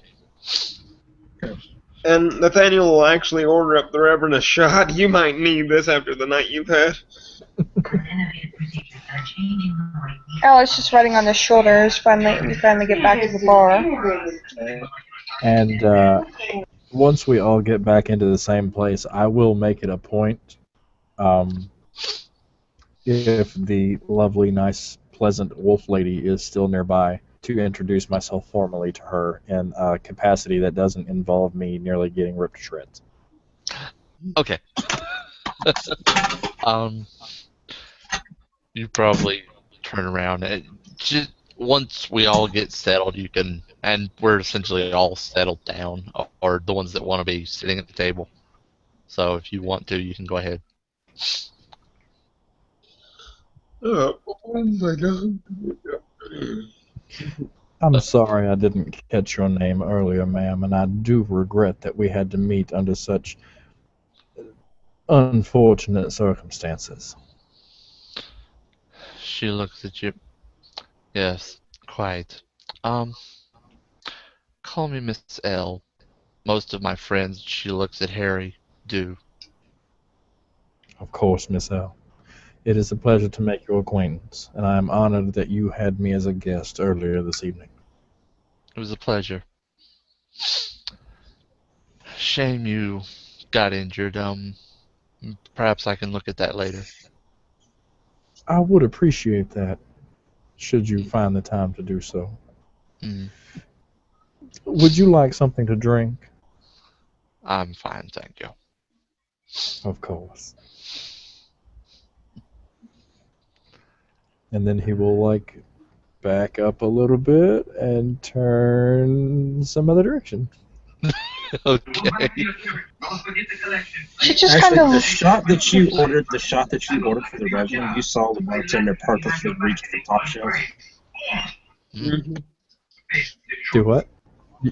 You cut Oh, out a little bit. your booze is top shelf stuff. It's not any of the, They actually got you something Good. decent to drink because you're looking kind of banged up, brother. Actually, you wouldn't be able to notice that except in how I walk, unless Yeah. you have, super cool aspects. No, not just that. Not just that. You didn't order specifically. They just fleeced your ass. Mhm. Ooh. Eh. I'm cool with this because, hey, I'm existing after a run-in with wolves. I'm in a pretty good mood.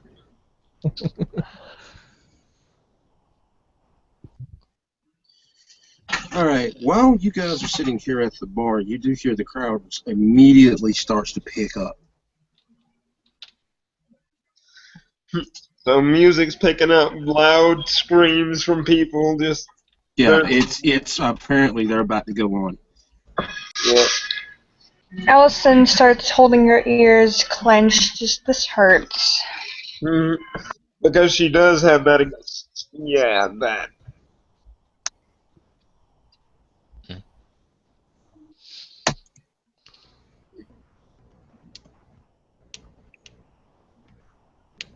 All right. So, same thing. About 3-4 minutes go by, and the lights go out. The lights come down in the venue, back up on the stage, and same thing. They kick in.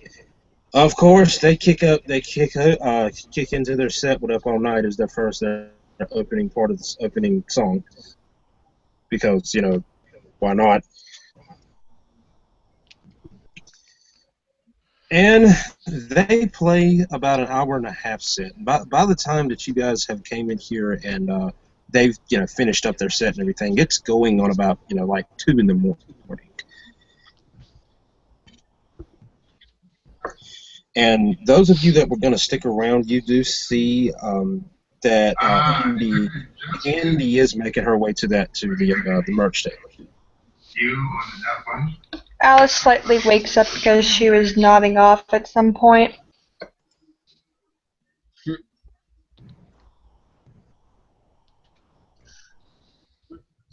So noticing that, he'll just kind of take note and kind of make his way over rather discreetly, see how she is, and kind of inquire. And of course, congratulate her on a very successful concert. So, Yeah. just Alright, making nasty. She follows him sleepily, wanting to meet the band member. Also, Harry, you see Andy, you actually lock eyes with her long enough to see her point towards you to what looks like one of the bouncers. And you see she slides what looks like a backstage laminate to the bouncer. Ah. Okay. All right. He'll make eye contact with the bouncer and just nod, and he'll be like, like me to you, or you coming to me, or.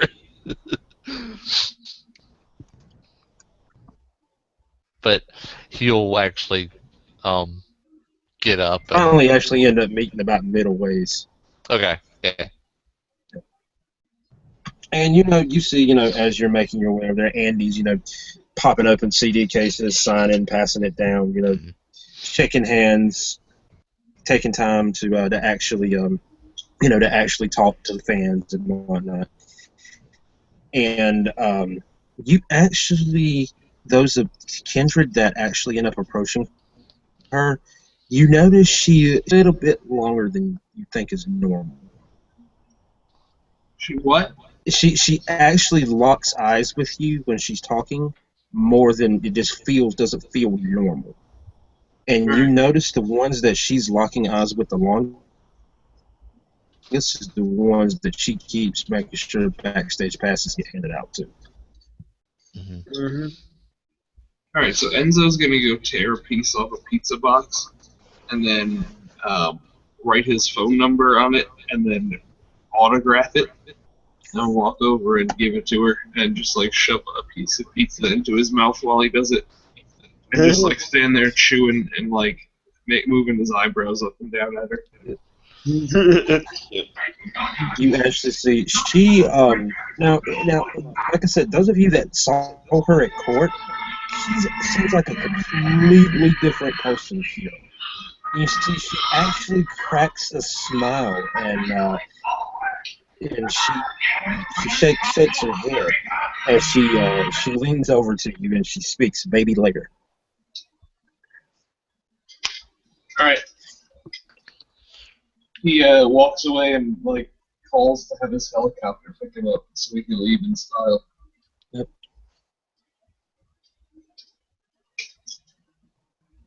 Alice basically looks at Ashford as if saying, "What just happened there?" Because, no. You wouldn't believe me if I told you. Well, I'll tell you the full story when we get back home.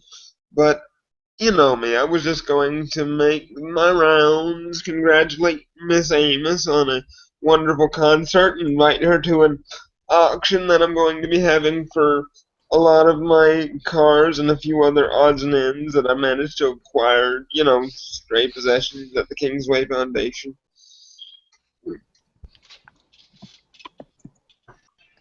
She nods and basically just goes up to Andy and gives a handshake and nods.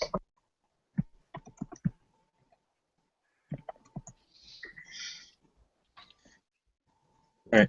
After the fans and everything have cleared out, she stays right up until the very last fan leaves. And with this, you actually see she waves you backstage, where she basically takes you in as one of the bouncers holds up in one of the door as you guys are invited in.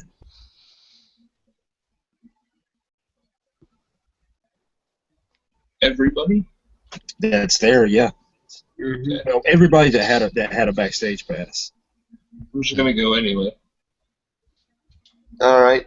Actually, that same bouncer that lets you in initially lets you pass again. All right. So, out of character, who's all has the passes? All of you. She All makes right. sure everybody last that's one of everybody that is a bloodsucker got one. Mm-hmm. Everybody. Mm-hmm. As you guys finally, and you see there's several sofas, love seats scattered around the room. There's it's like a coffee table in the middle of the room is just covered in all kinds of wine and booze, and it's pure 1987 seedy backstage action going on here. Fantastic. Nathaniel will actually, in a rather relieved moment, not to feel his bones craking under him, takes a seat and pours himself a small drink with just the biggest grin on his face. I feel no pain, so he's just kind of happy. Alice is following him in there, not knowing if she's actually allowed, but she just comes in with Nathaniel anyway and just sits by him. You actually see same thing as she grabs this grabs a towel off the back of the couch, and you see she starts to basically dry the sweat from her forehead. And I'm assuming the sweat has a distinctly copperish, rather strong. Yep. Yep. All right. It's that time that the door opens again, and you see a number of the band members start to come in. As you see, she holds up a hand, and they simply just, as they're in mid step, simply just step right back out. Oh, well, you don't pose if that's the case. Oh no, it's quite okay. They like to pretend that they're musicians.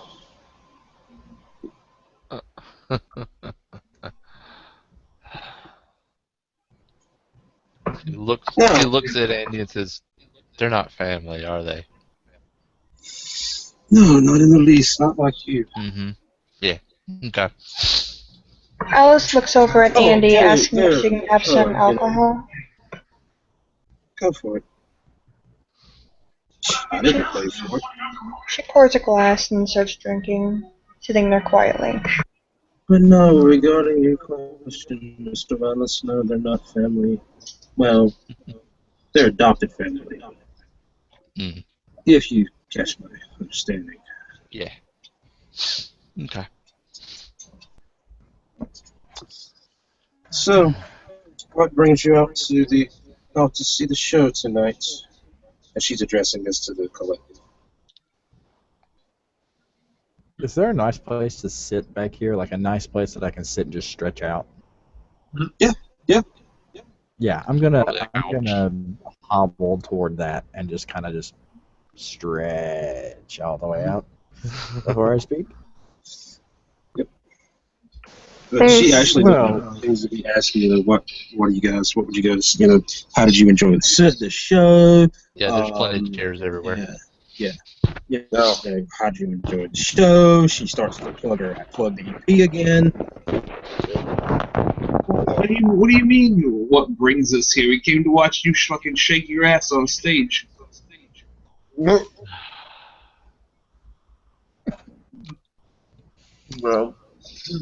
at that, Nathaniel just kind of clams up, but... What are the rest of these schmoes doing here for? Oh, you didn't... You must have misunderstood.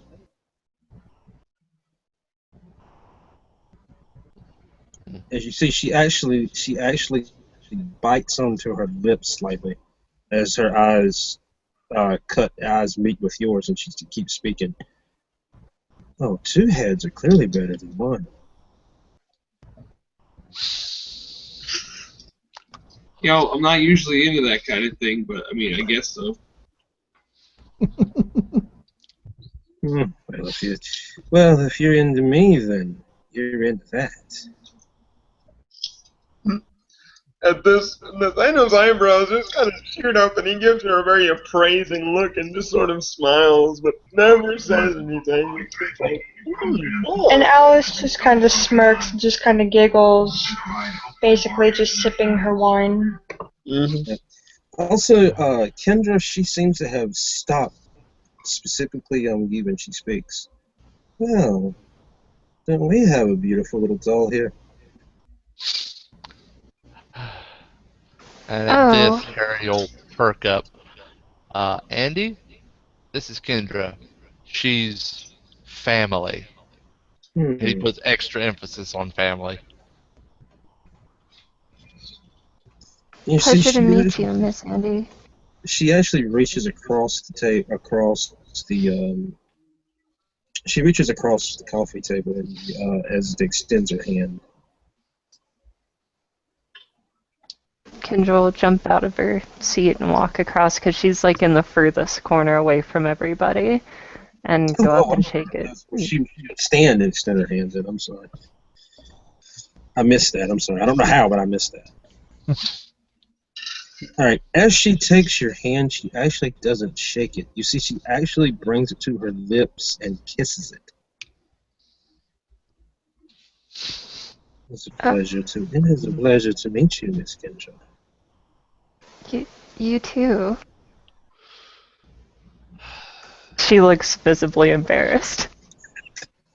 Oh, I know. Perhaps we could become better acquainted later. Oh, yeah, I would actually love to discuss some music stuff with you. Everyone else in the room, that is obviously not what Andy was talking about.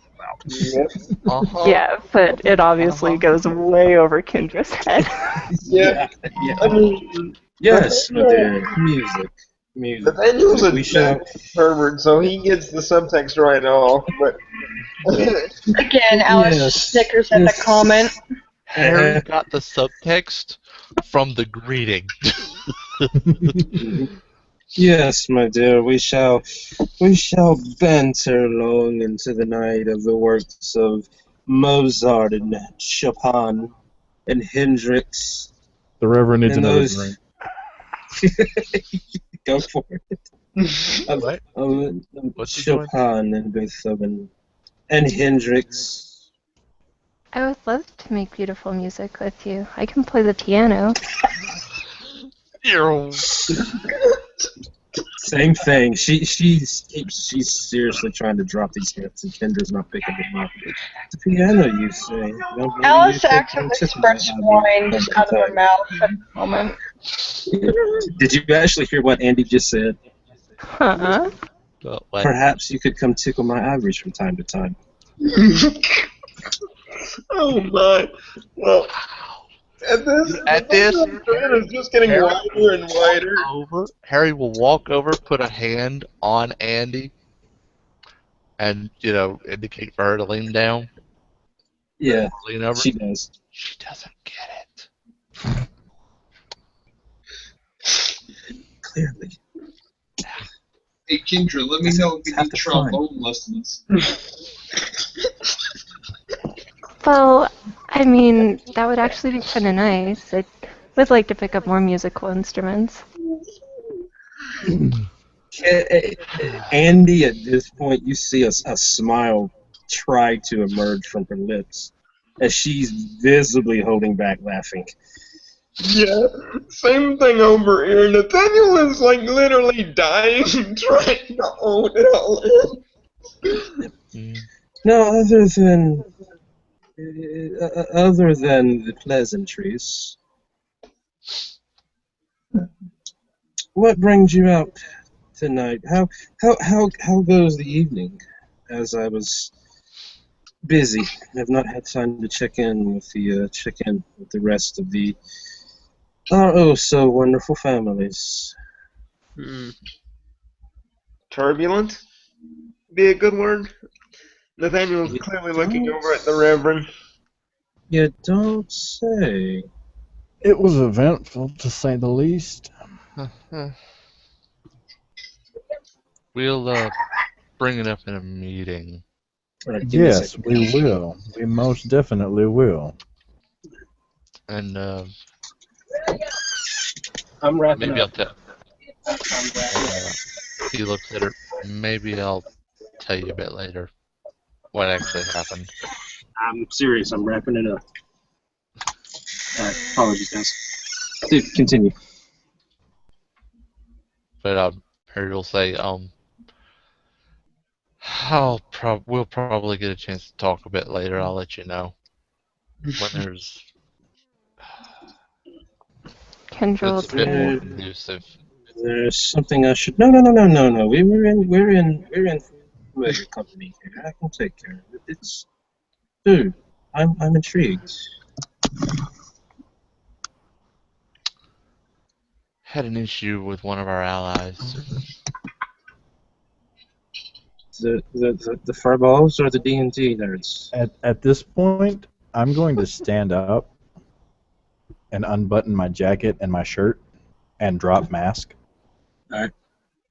Oh, that's quite atrocious. Furballs. Harry, can you do me a favor and call one of your people to grab one of the medical bag that I left in the chopper, please? It's under the seat. Ah. All right. Sure. He'll actually. He's actually under his collar. He's got a piece of hardware, and he just taps one of the buttons. Yeah. Hey. Kendra left a bag with medical supplies in it. Grab that and bring it to the VIP room. Yeah, thanks. Alright. And he'll hit the button again. And he continues to speak. Oh, my, what happened? They're usually so peaceful. Well, I can't say that, but they're usually, respectful.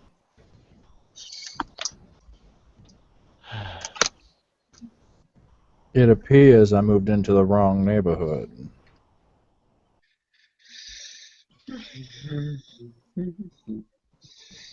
Yeah, so, and apparently the natives were restless, I see. Nathaniel's eyebrows will kind of shoot up.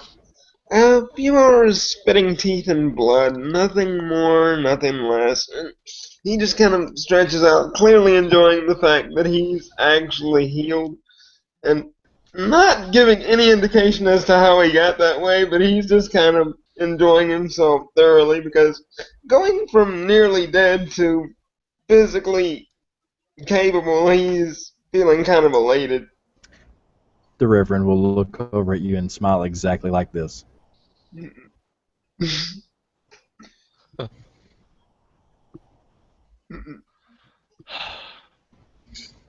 Spitting blood and teeth. Well, I understand. I mean, that's usually, to me, that's just a good bed partner. But I can understand where that could be a concern for you. Can I ask whose backyard you apparently pissed in? They weren't in the habit of giving names, were they, Reverend? I didn't particularly catch any, no. Oh, no. I could. Oh, no.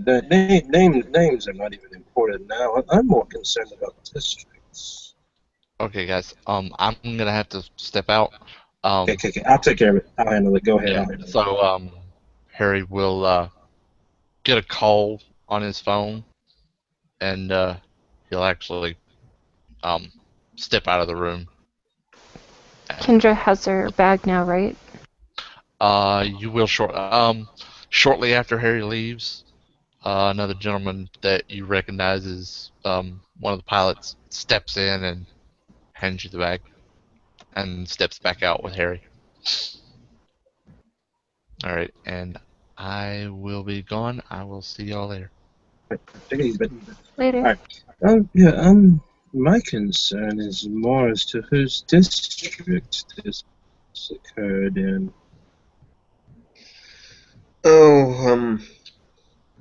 And Nathaniel will kind of quietly murmur under his breath that I believe it was Terrence's. Really? Always knew he was not to be trusted.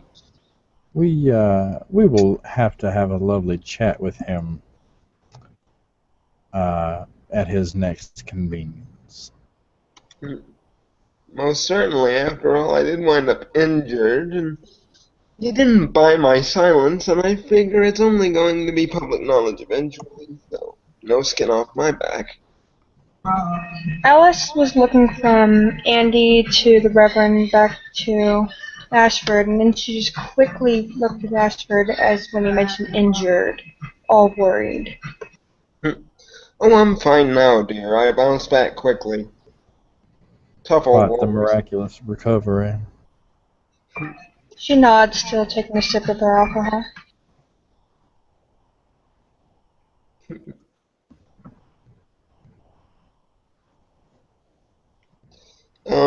That medicine dex roll there? Yeah. Just let me know how many. Let me know how many. You were down one egg. You were down. That's going to heal you back up that many in bashing. So is there more than 3 bashing there? Or so you're healed 3 bashing, so that converts up to 1 ag. So she's healed you of one aggravated.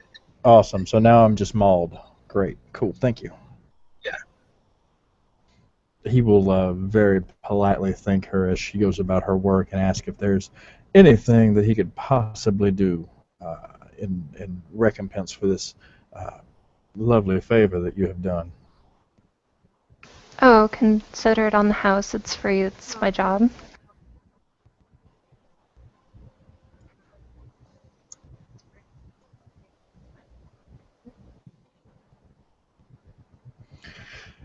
Do you support any charity work?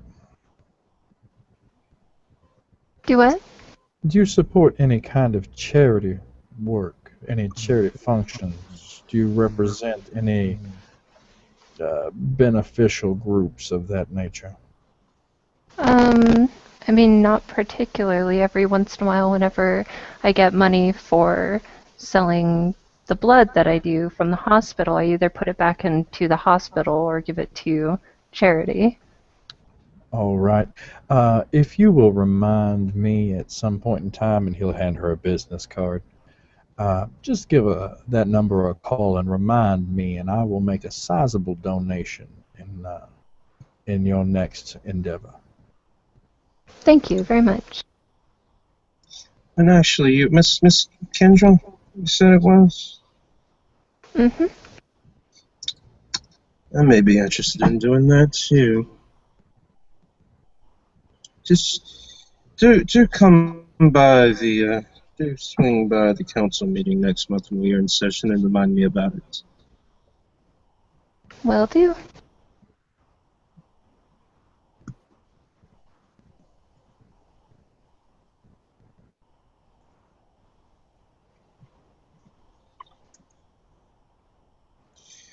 As for the rest of you, is there anything else that you had this evening? Oh. Other than the invitation to the auction and just passing along word of mouth and making a note of anything that happened in the particular social rosters and congratulating you on your rather well done concert, I'll leave you to your business if I am otherwise not needed. Right. You see, I she did stands enjoy. and begins to usher you out, but she lets you finish speaking while she's doing so. All right. Well, he's It was just a lovely concert. Thank you for having us this. Very well. I will be. I just came off of national tour, so I'll be home for some time. If you would require me for any private engagements at any time. So noted. Alice And with that, literally. again, she Alice actually, at this, she rises to begin ushering you out.